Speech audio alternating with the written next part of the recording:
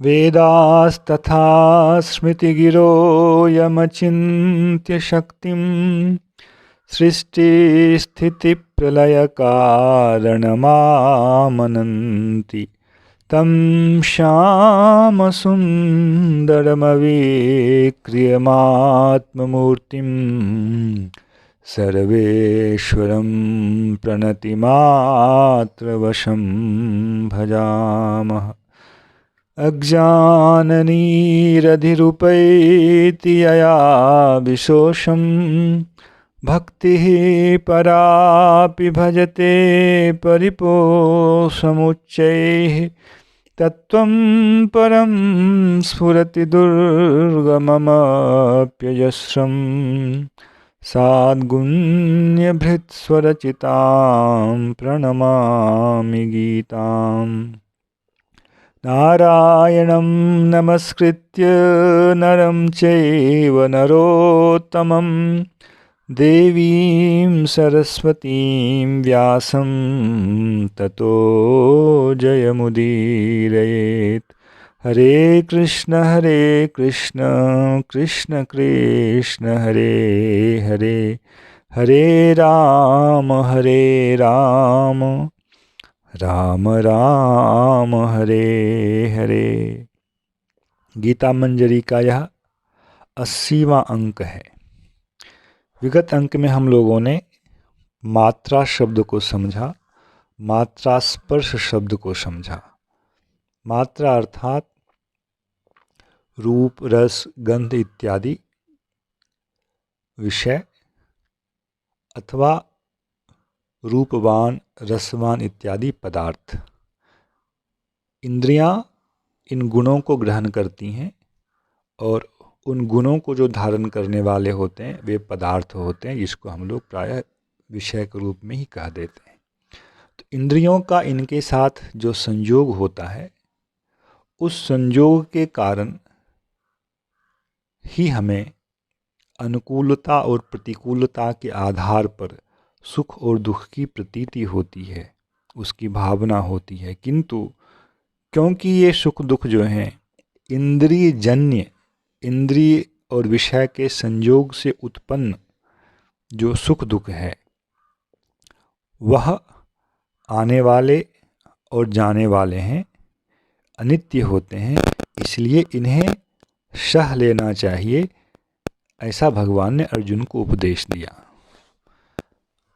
यह कहा गया कि क्यों सहना चाहिए? हमें इसलिए सहना चाहिए कि इसका दूरगामी प्रभाव क्या है। पहला विषय तो यह है कि सहने के लिए भगवान केवल दुख को नहीं कह रहे हैं, भगवान सुख को भी सहने के लिए कह रहे हैं। इसलिए ना तो हमें इंद्रिय और विषय के संयोग से उत्पन्न दुख को ही ज़्यादा महत्व देना चाहिए, ना ही सुख को ही महत्व देना चाहिए। परंतु सारा संसार इसी दिशा में भाग रहा है कि उसे सुख चाहिए, सुख चाहिए, सुख चाहिए। कौन सा सुख? इंद्रिय जन्य सुख चाहिए। मन भी एक प्रकार का इंद्रिय है।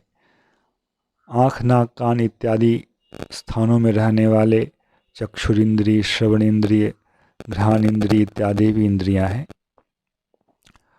इनका अपने विषय से अर्थात नेत्र में रहने वाले चक्षु इंद्रिय का अपने विषय रूप के साथ जो संबंध है, उस रूपमान पदार्थ के द्वारा हम सुख चाहते हैं। ऐसे ही जिह्वा में रहने वाली रसना नाम की इंद्रिय है, उस रसना नाम की इंद्रिय की मधुरता, अम्लता इत्यादि जो रस हैं, जिसको हम लोग स्वाद बोलते हैं, उसके संयोग के द्वारा जो सुख प्राप्त करने की प्रवृत्ति है उसे हम सुख समझते हैं, उसके लिए हम लोग पागल होते हैं। तो भगवान क्या कह रहे हैं? दुख में भी और सुख में भी हमें यहाँ सहिष्णु बनना है। हम सुख को तो बहुत पाना चाहते हैं, दुख को नहीं पाना चाहते हैं। भगवान का कहना है सुख को भी पाने की इच्छा मत करो, वे भी यदि आ जाएं तो उस विषय में आपको दुख के समान ही सहिष्णु बनना चाहिए। ना तो दुख में हमें पागल होना चाहिए, ना ही हमें सुख में पागल होना चाहिए।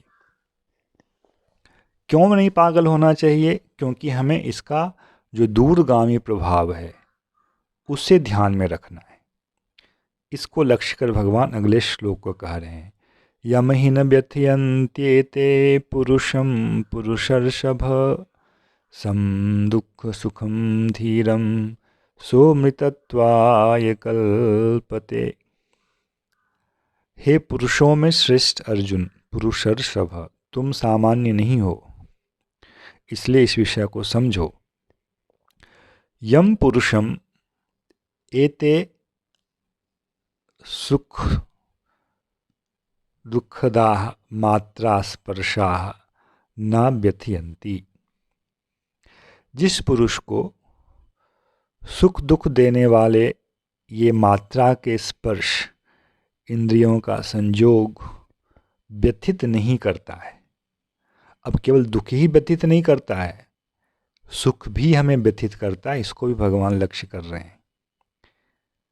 इसलिए हमें सुख की भी चाह, जिसका आधार मात्रा स्पर्श है, विषय का संयोग है, वह भी हमें चाह नहीं करनी चाहिए।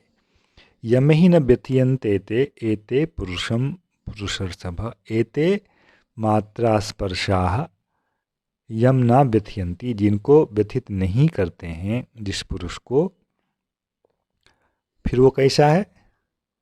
सम दुःख सुखम, वह पुरुष दुख और सुख दोनों में समान रहने वाला है। धीरम, वह धीर है।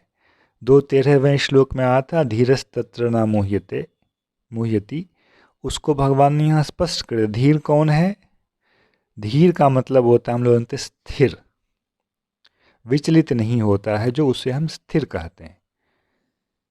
जो दुख में विचलित हो जाता है वह भी धीर नहीं है, और जो सुख में विचलित हो जाता है वह भी धीर नहीं है।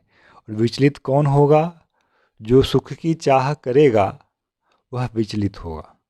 क्यों? सुख की चाह करेगा, दुख आ जाएगा तो विचलित होगा। सुख की चाह करेगा, मिला तो भी वह विचलित होगा। अपनी मूल स्थिति से वह किसी न किसी तरफ, चाहे दुख की तरफ विचलित हो चाहे सुख की तरफ विचलित हो, उसमें एक परिवर्तन आएगा। विचलित ना होने का मतलब है परिवर्तन। वह उदासीन परिवर्तन होना, वह उदासीन नहीं रह सकता। अब विचलित होने का मतलब है उदासीन रहना। ना तो सुख को उसने अनुकूल रूप में ग्रहण किया, ना ही दुख को प्रतिकूल रूप में ग्रहण किया, तो वह क्या है? उदासीन है, वह सम है। इस सम दुख सुखम पुरुषम एते न व्यथयन्ति।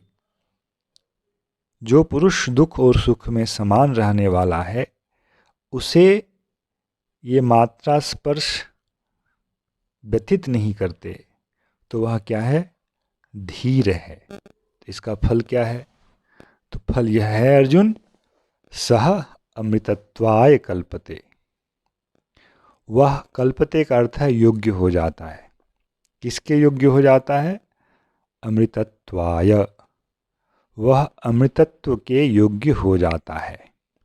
अमृत आप समझ रहे हैं, मृत मतलब मर जाना, अमृत मतलब नहीं मरना। और नहीं मरने का जो भाव है उसे कहते हैं अमृतत्व, अमृतता, अमृतता। वैसी स्थिति, अर्थात जहाँ न तो उसका जन्म होगा, ना उसकी मृत्यु होगी, ऐसी स्थिति को प्राप्त कर लेना, यह अमृतता कहलाती है। तो वह क्या है? जो व्यक्ति धीर है, समझ लेना चाहिए कि उसमें अमृतता को प्राप्त करने की पहली योग्यता आ गई। और जो धीर नहीं है, सांसारिक सुख को पाना चाहता है, दुख को नहीं पाना चाहता है, और सांसारिक सुख आने से भी विचलित हो जाता है, वह प्रसन्न हो जाता है, और सांसारिक दुख आने से भी वह विचलित हो जाता है, वह शोकग्रस्त हो जाता है। तो प्रसन्न हो जाना और शोकग्रस्त हो जाना, यह दोनों ही स्थिति उसकी विषयों के प्रति, मात्रा के प्रति असमता को सिद्ध करने वाली होती है, और वह धीर नहीं होता है। और यदि वह धीर नहीं होता है तो जो अमृतत्व की स्थिति है, आत्मा को, देही को, जिसे कहा गया जिसमें कोई विकार नहीं होता है, विकार देही के संबंध में आने वाले देह में होता है, उस देही को उस स्थिति की प्राप्ति हो जाना जिसे कि गत अशून कहा गया, प्राण से वियुक्त होने की वह स्थिति, उसके लिए अमृतत्व की स्थिति है। उसी को सामान्य भाषा में मोक्ष की स्थिति कही जाती है। वह इसके योग्य होता है जो सम सुख दुख हो जाता है, दुख और सुख में समान रहने वाला हो जाता है, और जो ऐसा नहीं होता है वह इसके योग्य कभी नहीं बनता है। इसलिए अर्जुन, तुम देह को लक्ष्य कर जितने भी धर्म के विषय में तर्क दे रहे हो, तुम्हारे वे सारे तर्क इसलिए जो हैं मानने योग्य नहीं हैं क्योंकि ना तो तुम्हारे इस तर्क से उस अमृतत्व की स्थिति को प्राप्त किया जा सकता है, तुम्हारी भावना जैसी है, और जिस विषय को केंद्र में करके तुम ऐसा कह रहे हो वे सभी मात्रा के अंतर्गत हैं। भीष्म हैं, द्रोण हैं, ये हैं, वो हैं, तुम जिसका दर्शन कर रहे हो वह एक मात्रा है, वह देह मात्र है।